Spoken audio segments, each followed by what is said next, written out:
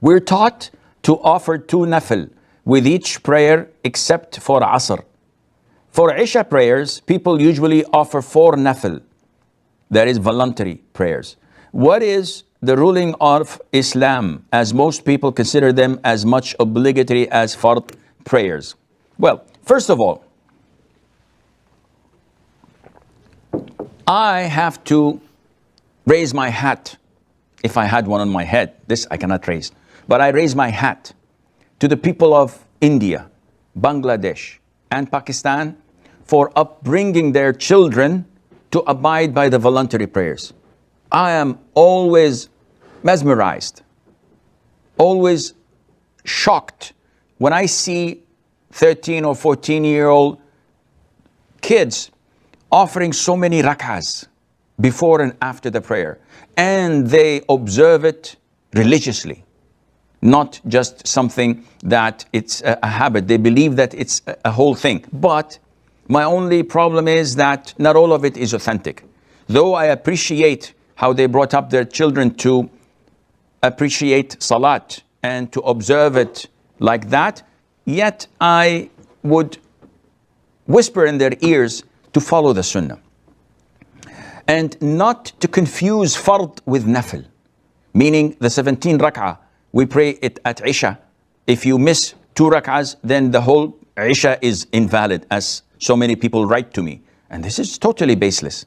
Isha is 4 rak'ahs.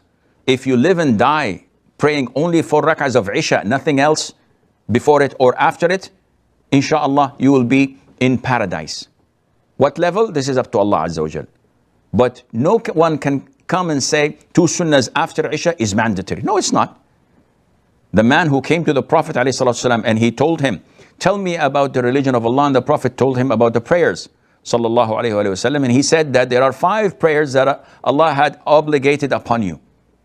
And the man said, anything else?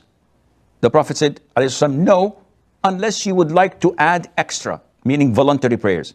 So the man said, by the one who sent you, I will not add a single thing to what you have just said. So he committed himself to praying only the 5 fard, 2 of Fajr, 4 of Dhuhr, Asr, and Isha, and 3 of Maghrib. The Prophet said, whoever wants to see a man of the residents of Jannah, let him look at this man. And in a narration, أَفْلَحَ وَأَبِيهِ إِن صَدَقَ, that he has prospered if he commits to what he had said. So this means that thinking that voluntary prayers are mandatory is totally out of the question.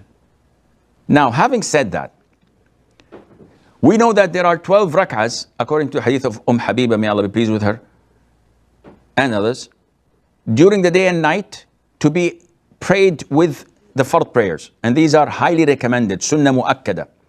It's known as al-rawatib. 2 before Fajr, 4 before Dhuhr, 2 after Dhuhr, 2 after Maghrib, and 2 after Isha. 12 rak'ahs. If you'd like to add a little bit more, you can add 2 rak'ahs in addition to the 2 rak'ahs after Dhuhr. So you pray 4 before it and 4 after it. And if you add a little bit more, you can pray 4 rak'ahs before Asr. After the adhan, before the iqamah of Asr, you can pray 2 rak'ahs. These are 4. That is it. What about the 4 rak'ahs before Isha? This is baseless. The rak'ahs between Maghrib and Isha, the 4 rak'ah of awabin, baseless. All the hadiths are not authentic. So if you want to add more, this is up to you.